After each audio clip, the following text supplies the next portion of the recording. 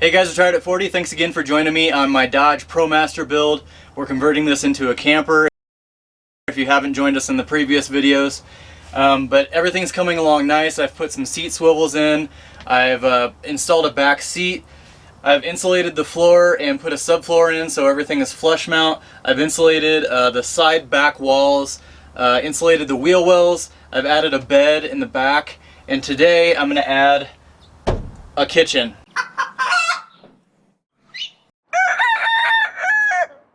So my kitchen's going to be pretty basic, and I haven't totally figured out how I'm going to lay it out yet. So I'm actually going to frame it up first and get my size of what I need to put in there, and then see how to put everything in, and then I can box it in with a frame. But I'm doing this, the kitchen, I'm doing the two storage boxes above the wheel wells. I'm going to do those all the same way, where I'm just starting to put a cleat on the wall, and then I'll build the frame around it, and then I will box it in. So I'm using a piece of countertop that's 42 inches long, and to me that's the most important part because it's actually a reclaimed piece of lumber. I've just been waiting for a good reason to use this, and then I have a sink that I bought at a flea market for $20. So I'm kind of just building this around that. I want to run it against this piece of structure right here, and then 42 inches brings me basically just past this little indent right here, which ideally we would butt a piece of plywood up against here. So I've made a mark right here at 40.5 inches. So I need to cut a cleat to that size, and it fits in here real nice. I'm actually going to butt it right up under this lip. That'll hold it together real nice. I'm actually adding a window up here later on, so I don't know exactly how that's going to lay out yet, so I need to have plenty of space to work with. So what I'm going to do is exactly what I did with the bed. If you haven't caught the bed video, I'll put a link in the description down below.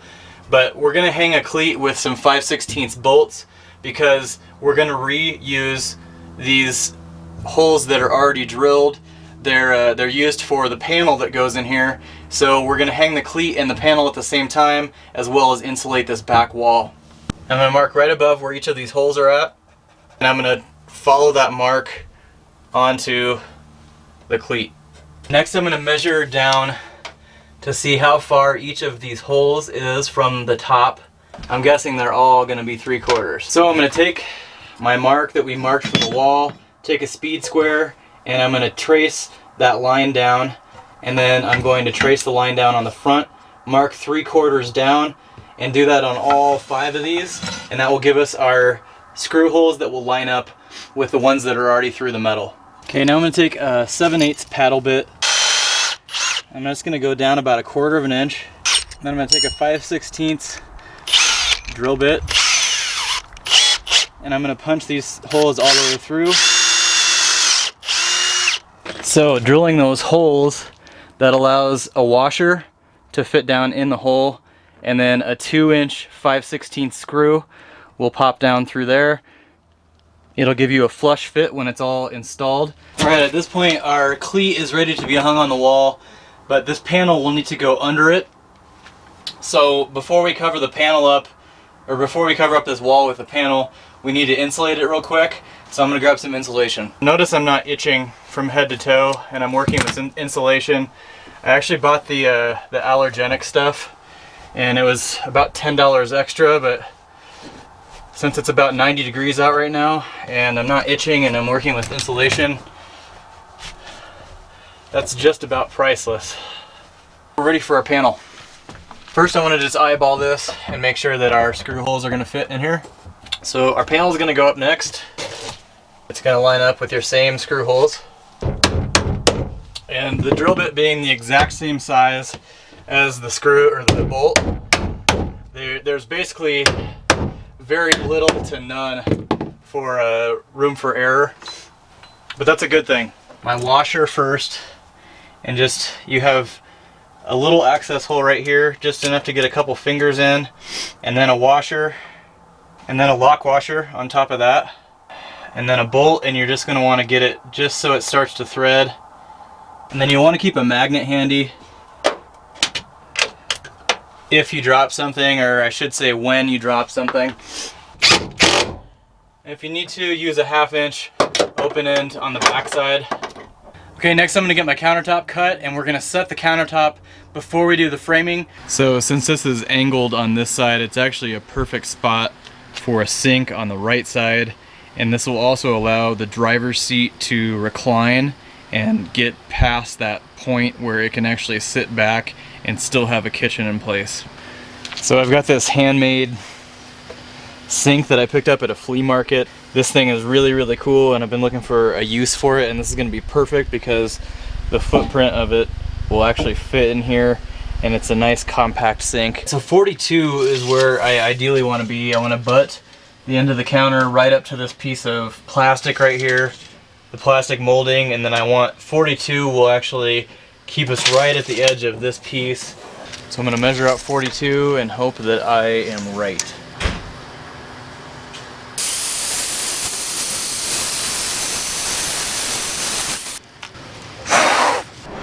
Yes! Slide your legs under. What is it? So my sink diameter that I want is 10 inches. I found a bucket and just traced that. So I'm gonna drill a pilot hole first, and then I can take a jigsaw and cut this out.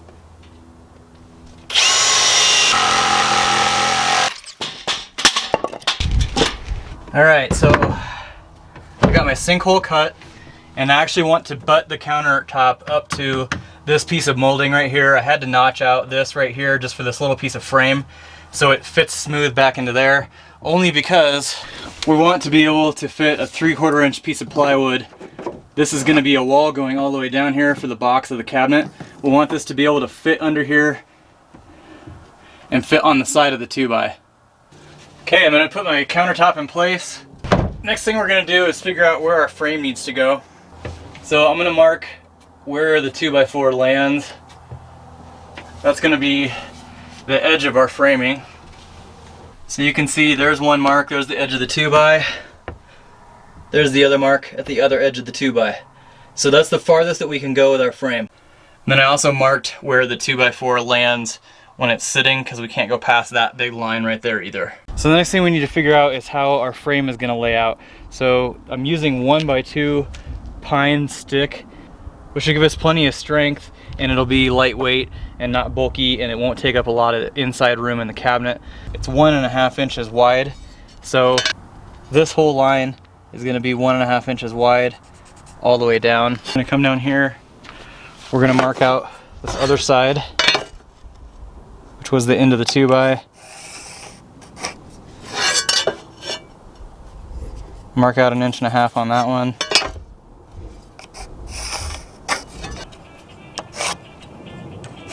All right, and then I'm going to go 3/4 off the front of the cabinet.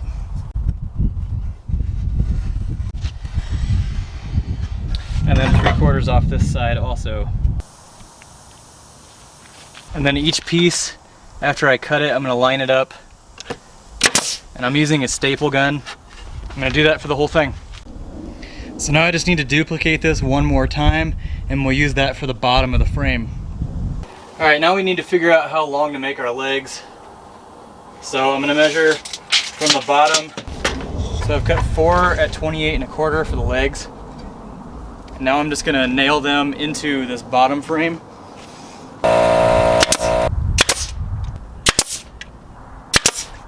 I can slide this under.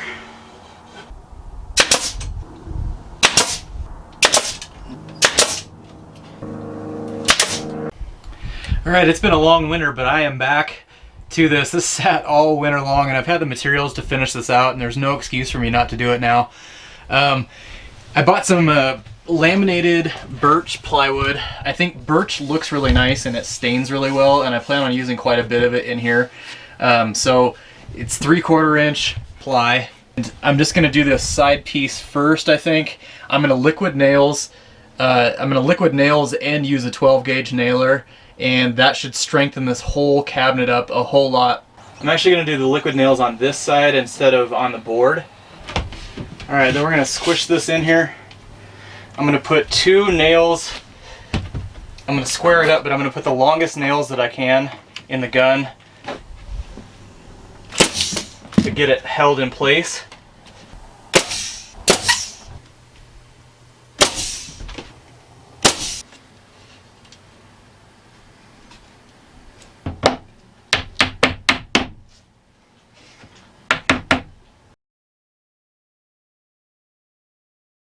He wanted for So these two pieces right here are a bit tricky because they're angled. It's a 22.5 angle. I just used a skill saw. This is actually just sitting in here. It's not actually nailed yet, but it should snug up pretty well. I would use a table saw, or if you're handy with a skill saw, you can angle it and you can get it to fit in there. My next step is to put some doors on this thing, but the way I'm going to set this up, I'm actually going to put my solar inverter right here, and then I want to have just a flip down something or another for a little extra storage and just some more access to the plumbing if I need it later. So before I get my doors on, here's my solar inverter. I'll do a separate video for my solar setup because that's going to be my next step after I get this done. I want my inverter to sit up flush mount just like that into here, and then the doors will come under here. So I need to measure this out and then build a shelf across this whole thing. So I've got my layout figured out, and I figured out where I'm gonna put my water tanks, I figured out where I'm gonna put my battery bank, and I figured out where I'm gonna put my inverter, and I will still have quite a bit of storage. But if you want to find out how mine turns out, you're gonna have to keep following this build, because first I have to get my plumbing in and my solar system before I can finish doing all of my doors and shelves and all that stuff. So in the meantime, this is Retired at 40. Remember to live life simple, and we'll catch you next week.